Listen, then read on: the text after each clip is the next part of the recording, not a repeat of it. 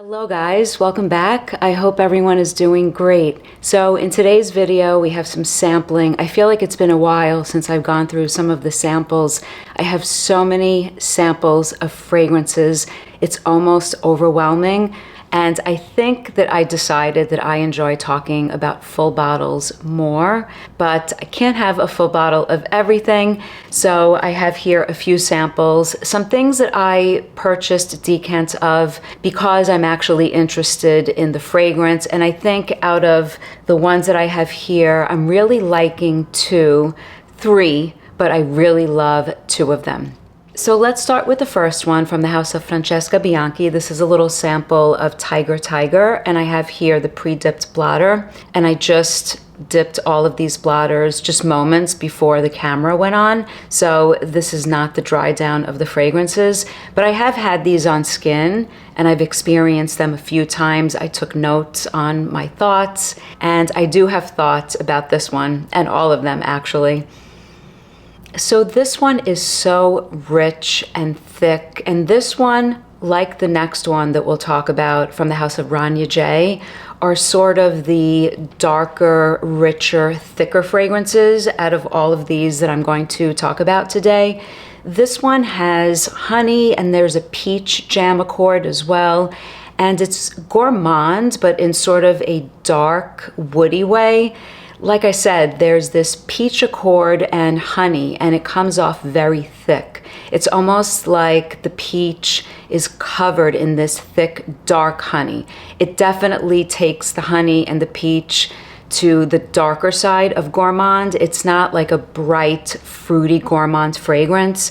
There is oud in here, and so the woody aspects, as this starts to dry down, to me, smell like burnt wood, the way that wood would smell after it's burnt, and it sort of gives off an aroma that's not only woody, but like the aftermath of like wood that has been burned, if that makes sense.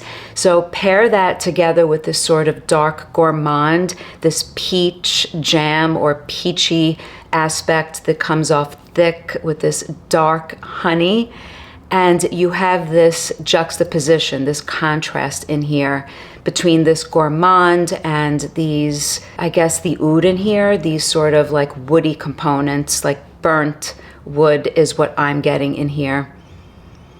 And when I had this on skin, I was going back and forth. I sometimes felt like it was very dark and I was getting a lot of that sort of woody component, like dark woods. And at other times, I was getting a gourmand, like thick, dark gourmand aspect that's almost cloying. So at the end of the day, this is not something that I would really enjoy wearing. It's too thick. It's too gourmand, even though it's not bright and it takes things to the darker side of gourmand. It's just too thick and cloying. To me, the way I would sum this up is a peach that's been sitting around for a couple of days, covered in this like dark brown, ambery colored honey that has been left underneath a pile of burnt dark wood. So this is interesting. And it definitely lends itself to colder weather. I think something thick and rich like this could be enjoyed when the weather is colder. I can't imagine wearing something like this in the warmer weather. So if you like the idea of this like thick honey peach with woods, give this a try, but this is definitely not my sort of scent profile. It's too much for me. It's just too, almost like cloying. So that's Tyger. So the next one is from the house of Rania J, and I have a feeling I'm going to butcher the name. Shah'ryar. I'm not sure how to say it, so forgive me. I'll have the name up on screen. This one, like Tyger, I would group in the same sort of category. Not that they smell the same, but they're both dark, rich, thick, sort of scent profiles, and I feel like they're fragrances that you would pull for, reach for when the weather is cold. So this is the perfect weather for these sort of fragrances. So this one does something similar to what Tyger does. Not that they smell the same, but what you have here is oud. It's definitely an oudy fragrance, but then you have caramel and osmanthus and plum. So you have this sort of sweet, fruity aspect paired with this oudy aspect. I think there's also sandalwood in here. And you have, again, this juxtaposition between thick, dark sweetness and oudy, sort of dark woods. I haven't sprayed these out of full bottles, which is always a different experience. And I do wonder how I would feel about this if I had a full bottle. But what I am getting from my early impressions of this fragrance and having it on skin, again, there's something just too heavy and cloying, and that sweetness, even though it's not a bright, sweet, sugary fragrance, it's just too sweet. Yes, it's darkened and it comes off dark. And yes, you have a lot of like that oud and woody aspect to the fragrance. It's still, nevertheless, a rich, syrupy fragrance that I find a little too thick and cloying. And in fact, this one has some sort of synthetic component to my nose. And this one, even though I compared it to Tyger in certain ways, this one is darker. So I feel like that plum and the caramel, that sweetness, is outweighed by the oudy components in here. While Tyger, I feel like that peachy honey sweetness might be equal to the woody components. It's very sweet and thick, even though it's a dark sweetness. This one, the Rania J fragrance, the woody aspects, the oudy aspects outweighs that like plum, sugary sweetness. So they're both heavy fragrances, and this one is definitely more oudy, but it does have the sweetness. It really does. There's this juxtaposition in the fragrance, but it just feels too thick. And this one actually feels a little bit synthetic, sweet to my nose, and it's just not something that I would reach for. But I did want to try this. I like the House of Rania J. I own a few of the fragrances. I have the jasmine fragrance, which I think is beautiful. I love it. They have a musk fragrance. It's a little sweet, but I do like it. I don't own that one. And then I have Ombre Loup, which I feel like is one of my darker animalic ambers, and I enjoy that one as well. So I did want to try this, and it's nice if you like that sort of scent profile, but this is not something that I would wear. So next up is from a house that I absolutely love. I feel like every fragrance, almost every fragrance that I get my nose on from this house, even if I don't own the fragrance, I really do love. And this is Parfum d'Empires Tabac Tabou. This one I really, really wanted to try. I almost blind bought this, but I was patient and I got myself a little decant, and I've had this on skin and I really do enjoy this. I really want a full bottle of this one. So this is an interesting tobacco fragrance. I actually get something leathery. There's like a texture. And then I get this very natural smelling tobacco, almost like a green tobacco leaf. There are hints of something a little bit aromatic in here as well. But it's a very natural smelling tobacco with this texture, this very subtle texture. It's very subtle. It's not a leathery fragrance necessarily. There's a nice balance of all of these components. And then there's this immortelle that comes through. You definitely detect the immortelle in here, at least I do. So if you're not a fan of immortelle in fragrance, I would definitely try this before purchasing it. I do get the immortelle. You get something dusty, hay-like, and almost honeyed in the fragrance. And then there's something a little bit animalic. I think there's a skin accord, something to that effect. The way that a musk can sometimes come off animalic in fragrances, it's just a hint. So everything in here is very nuanced. And I had this image, not that I would ever do this, but I had this image to describe this fragrance as sitting on a horse, sitting on a leather saddle, and riding through a tobacco field. But the sun is definitely shining in my imagery, and it's shining on some immortelle that's also in this picture that I have in my mind. It's really, really nice, and I feel like it's a little bit throwback to vintage style fragrances, sort of like in the style of Caron's Tabac Blonde. I have a decant of that, and I really, really enjoy it, even though I know that it's been reformulated, and a few times actually. I still enjoy the current version. I've never gotten my nose on any other version, but the way this wears reminds me, not that it smells like Tabac Blonde, not at all, but this sort of dusty wear, this sort of fragrance that's in the world of like a horsey, tobacco, sort of leathery in texture, dusty fragrance reminds me of the way that Tabac Blonde wears on skin. There's something dusty about it. It's so great with this natural tobacco and this texture. This like subtle leathery texture. I really like this. Do I think that it leans masculine? I've heard it described as leaning masculine. If you like ultra feminine fragrances, then something like this might be masculine.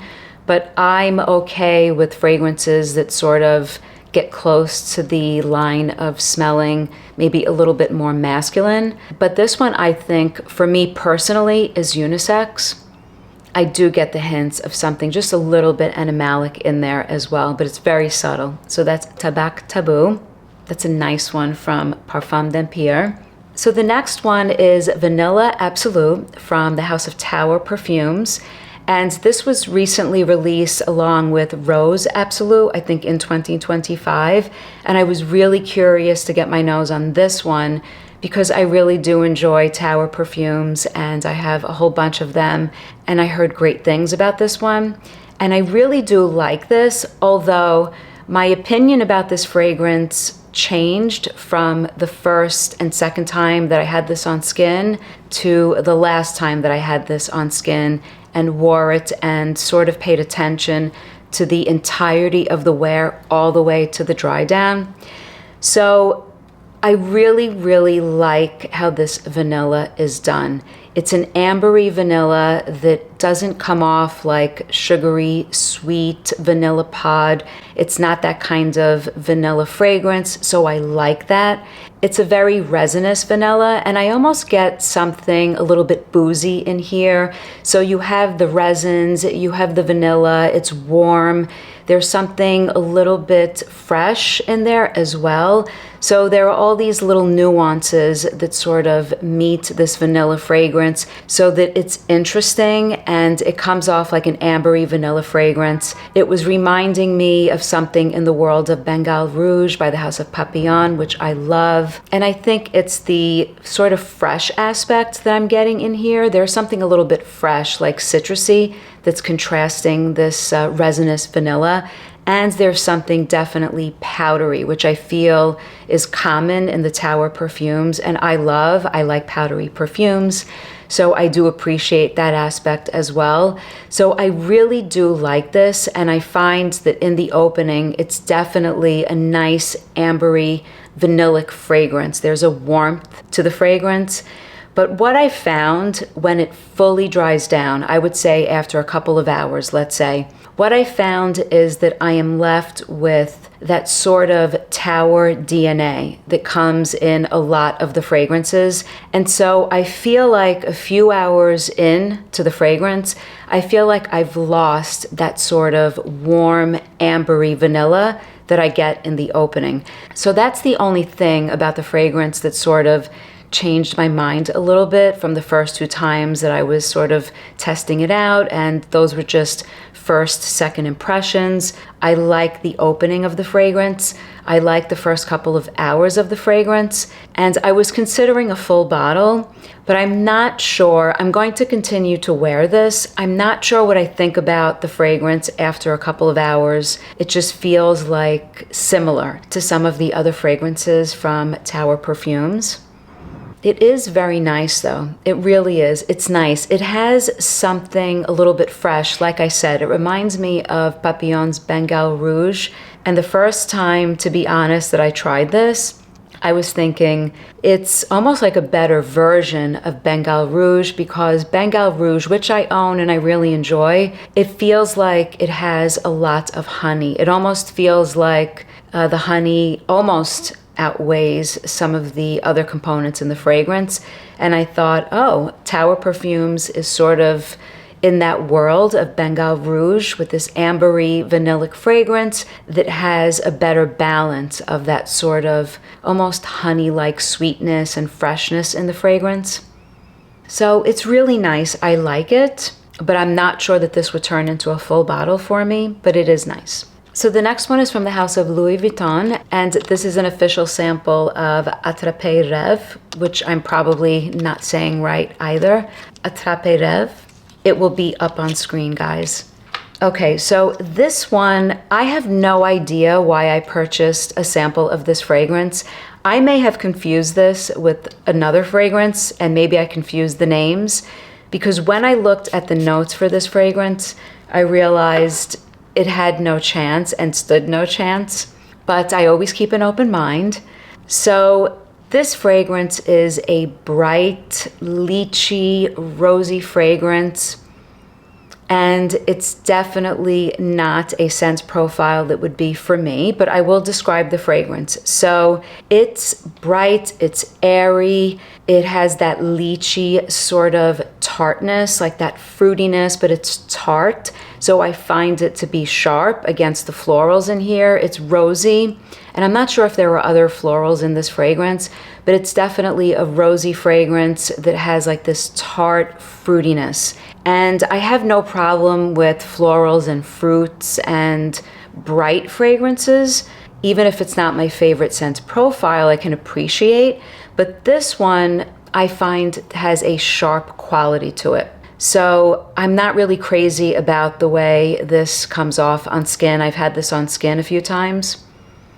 There's a sharpness to it, but what's nice is that there's this ginger and bergamot, which does add some freshness. So it's definitely a fresh take on this sort of lychee floral fragrance, and it definitely feels young. I feel like it does smell like almost like a juvenile scent profile, like a juvenile fragrance, at least to my nose. So if you guys love this, please don't take offense. It's just the way I feel the scent profile, the fragrance comes off to my nose. It doesn't feel like a mature floral fragrance, not that it needs to be. It feels young. It feels like a young scent profile is basically what I'm saying. Yeah, so it's a fresh fragrance. It's a fresh, floral, fruity, but there's a sharpness. There's a sharpness, there's a tartness, and it does smell young. So this one would not be for me. So last but not least is from the house of Akro, and this is an official sample of Akro Glow, which is an extrait in concentration, and I think this was released in 2024. So it's a fairly newer release from the house. I know there are a bunch of other fragrances that sound really, really intriguing, like Smoke and Awake. I think Smoke is a tobacco fragrance, and Awake is a coffee fragrance, and I would really like to try them. I like how they sound. I like how they've been described by some of the reviews that I've watched for those fragrances. This one is really nice. Very, very nice fragrance. Very, very nice alternative to more expensive fragrances by the House of Guerlain, which this is definitely compared to. I see it on Parfumo, I see it on Fragrantica. It's compared to Spiritus du Belveni, and this does a very, very nice job. It's a great vanilla fragrance. It's a great ambery vanilla fragrance. So it's not a vanilla pod, it's not sugary, it's not like a baking vanilla. It's not like vanilla extract that you're going to use in a cake. It's nice. There's pink pepper, there's frankincense in here, there's amber. So there's a warmth to the fragrance. It's very, very smooth. I like that as well. I like how the fragrance is balanced. I like the consistency, the smoothness. There's nothing syrupy about this. There's nothing sugary or synthetic smelling. So yes, it's a basic ambery vanilla fragrance. Yes, there are many out there on the market. This one is really nice, and I'm not someone that really reaches for my vanilla fragrances. I do have Guerlain's Spiritus Double Vanille. I do have Angelique Noir, which is a favorite. Cuir Beluga is a little bit different, but this one is more in the world of Spiritus Double Vanille. It's sort of a straight up vanilla fragrance, and this one is at a very different price point. So that's why I keep mentioning that fragrance. I'm not saying that this one is a dupe. I know that that fragrance, maybe a lot of you feel would be a higher quality fragrance, being in the L'Art de la Matière line of Guerlain's fragrance lineup. This one is at a great price point. So for someone who's not looking to purchase that fragrance and spend that money, this one is a great fragrance, I think. And regardless of that, I would purchase a bottle of this even though I own the Guerlain fragrances. This is really, really nice. So yes, I like this. I think it's well made. I like that it's not too sweet. I like that it's ambery. It has the frankincense running through it, even though the frankincense is not something that's super apparent in the fragrance. It's subtle. You have pink pepper. It's a very nice ambery sort of take on vanilla, but it's definitely vanilla forward. It's definitely for someone who's looking for a straight up vanilla fragrance, but not one that smells thick and sugary, sweet, cloying, and synthetic. So this one is smooth, very, very smooth. So that's Akro Glow. I'm very impressed with this one. I like this, very nice. So that's it for today, guys. Those are some fragrances that I've been sampling. Let me know in the comments if you guys are familiar with any of these and what your thoughts are on these fragrances. As always, thank you so much for watching, your support, and your comments. Until next time, bye guys.